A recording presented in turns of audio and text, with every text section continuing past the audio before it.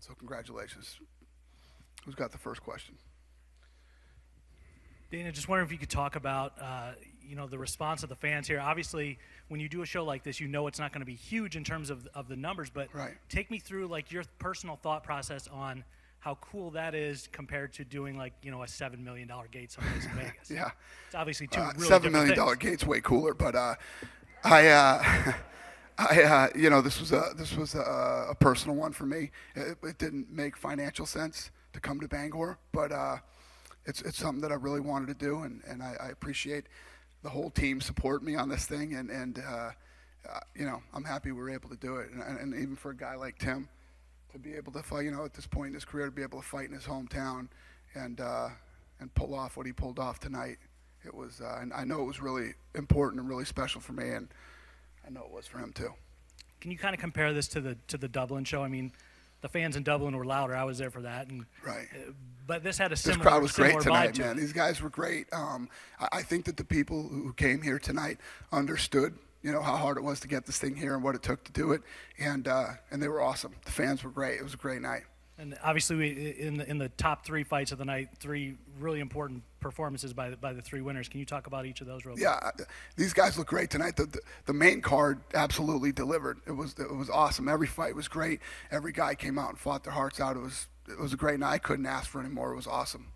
And Ryan, did you assume that was going to need to be your game plan in this fight to be able to take him down pretty relentlessly to get things done? Yeah, I just felt a little flat on my feet at the beginning, and I had to kind of rely a lot on my wrestling, and he was long and lanky and kept a good distance, so had to improvise a little bit and then get it done another way. And Ross, if I can move to you real quick. How did you feel in the first round? I know one of the judges gave Gray the first round in that fight. Did you feel like you had lost the first round? I didn't feel like I'd lost it, I'm a 5-round fighter, I only get going after the first round. My first round is I'm a slow starter. I need to find my rhythm of time. I need to pick that up a little bit. It's something I need to work on. But I definitely think I'm a 5-round fighter. I felt comfortable in there. I was never in danger. I was never hurt. I just knew it was a close round. I hurt him a couple of times. I thought I had him off that high kick. Gray's tough, man. He weathered the storm, and he got the takedown. I just had to keep busy, stay on my game, and not let him settle. Sure. We talked obviously about the disappointment of the Diego Sanchez fight. How important was it, obviously, for you to get a win here, but to get a convincing win the way that you did? Yeah, I needed to just get that off my head. That's all the media's been talking about. That's all the fans have been asking us about. I needed to get that fight gone. It's out of my head now. It's done. I kind of had some frustration going into this fight, and I just released it all and let it go tonight. Question for Tim over here. This isn't the first time we've seen you kind of storm back in a fight that you've been behind in, but this time the crowd was really behind it. Can you just talk about like how much the crowd kind of played into that? Yeah, I definitely had to dial it in just walking out to the cage because the energy was just overwhelming, before the fight even started. And then once I started to turn the tide a little bit, I definitely could feel the energy, and it was just awesome. It was a great opportunity to be able to fight so close to home, and finishing things the way I did, it definitely feels good. And I was going to ask Dana, obviously Gray Maynard has come off a couple of knockouts in a row. He was concerned kind of, during that time off with receiving any more damage. What is your thought on him being knocked out again, and do you anticipate seeing him anymore? Yeah, it's obviously he came here, he fought, he's been cleared medically to fight. The kid is healthy. It's probably a discussion that we might have. I'm not looking to chase Gray out of the game or anything like that. I'll talk to him though. But these guys go through extensive medical testing, and we know getting knocked out isn't good for you. But we'll see. He's a young guy. He's talented. We'll see what he wants to do. For Ryan, you had a career high in takedowns tonight. I think you had 9, and you're now second place all time in light heavyweight history. I know you obviously have a wrestling background, but what makes your wrestling so effective in MMA? For a while there, I kind of got away from it a little bit, and if you look at all my losses there, when I tried to go out there and exclusively kickbox with guys, like a Glover, Machida, John Jones, those kind of fights, and so I need to, mix everything up. That's my strength is wrestling. I need to mix that up with my boxing and everything else, and keep that in my game. And so I've been doing that last couple fights, and it's been successful. Want to get off a little more tonight on my feet, but I couldn't. So improvised and got it done. Yeah, and you were kind of willing to matchmake for yourself last time when you won at UFC 174. Do you have anyone in mind that you'd like to fight next? No, not really. I have a kind of few injuries that I need to address right now, and so get those all healed up, and then that's not my job. And so for me, I just keep my head down and fight whoever they give me, and then everything will take care of itself. So OSP was a really good test coming off a 4-fight win streak, and so now it's just up to UFC. And for Alan, your UFC debut, obviously you got a bonus tonight. Can you just talk about how much that changes your life? Yeah. Actually, I wasn't even sure when I heard Dana say it. I wasn't clear, so thank you for confirming that. Yeah, you were in the fight of the night. I'm sorry I didn't. Thank you. Yeah, it's huge, man. I mean, it's life-changing to get it's happening so fast, To get into the UFC has been a dream of mine for quite a long time. To get the W tonight and get a knockout and then receive a bonus, I couldn't be happier. So I just want to continue the momentum, keep it going. Tim, you talked about the crowd playing into, your comeback. Tell me about the referee break. It seemed like that came at an opportune time, and you really took advantage of it. Yeah, he was doing a pretty good job position-wise, holding me against the cage, but I know I just needed a little bit of space to land those strikes, and certainly the ref breaking and starting us over. I mean, the action was slow, so the ref did his job properly, but I think what happened was going to happen eventually anyway.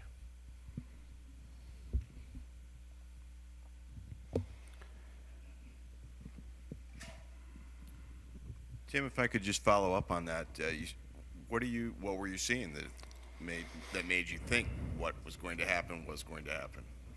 I clipped him earlier. I think in the first round, I clipped him with the right hand. Flash knocked him out, so I knew that he was going to run into something, and it was going to hurt him pretty bad, and that's what happened.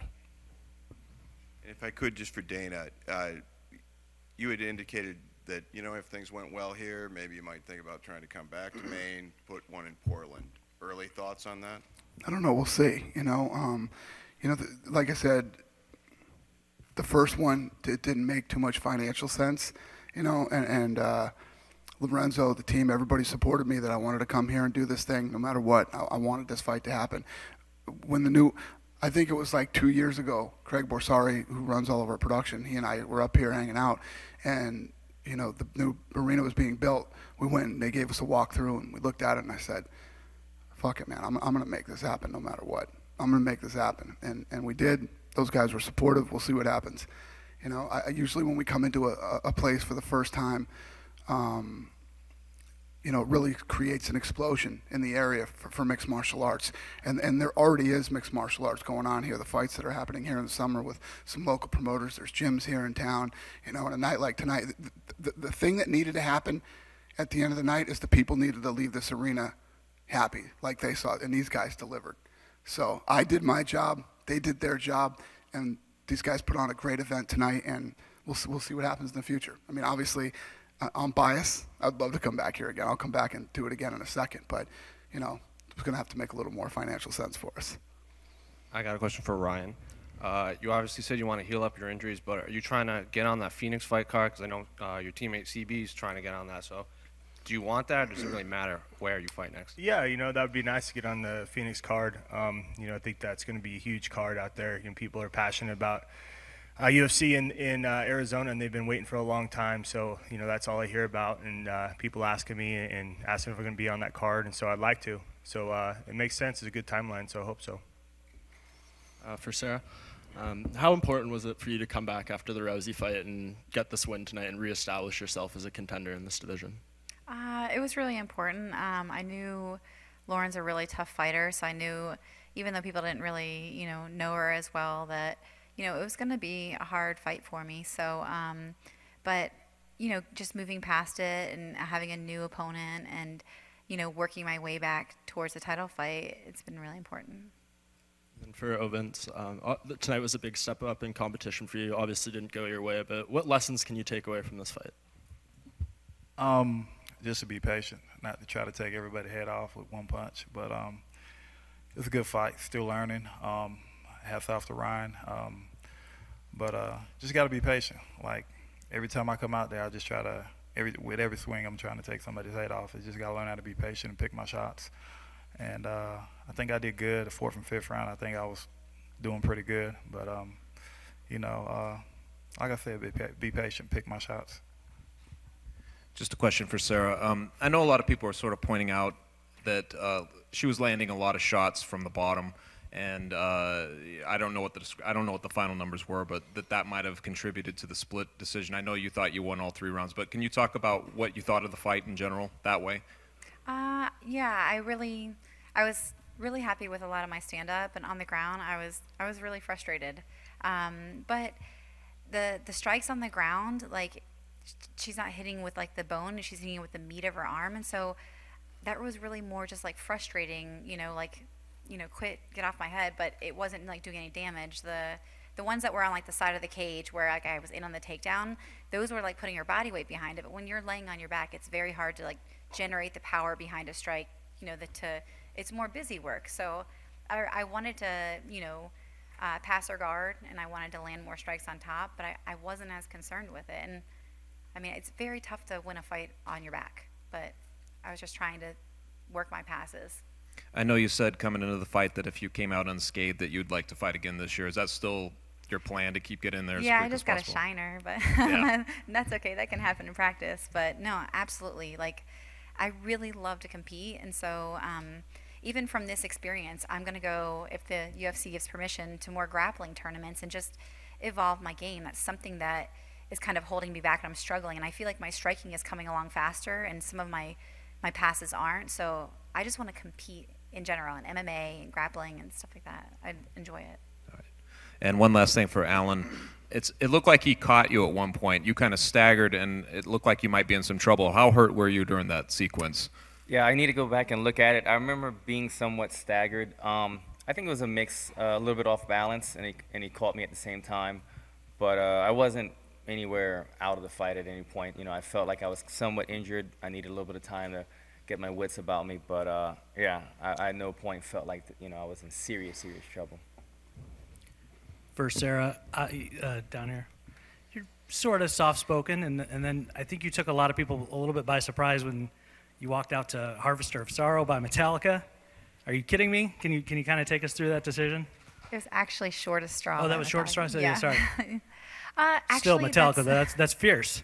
You don't seem like a Metallica kind of person. No, I totally am. Like, when I'm competing, I am very fierce. When I'm training at home, like, I jam out to heavier stuff. Like, it just kind of gets me in the right frame of mind. It gets my blood pumping, and just like, I'm nice when I'm just walking around regular Sarah, but when I'm going out there, I mean, that person's trying to take my head off. Like, I have to get into a different mindset to like really come after them. So it kind of helps me be a little more destructive. So what do you move on to from that? Is it like Megadeth or Anthrax? I don't know. What's the next step? I'll research it.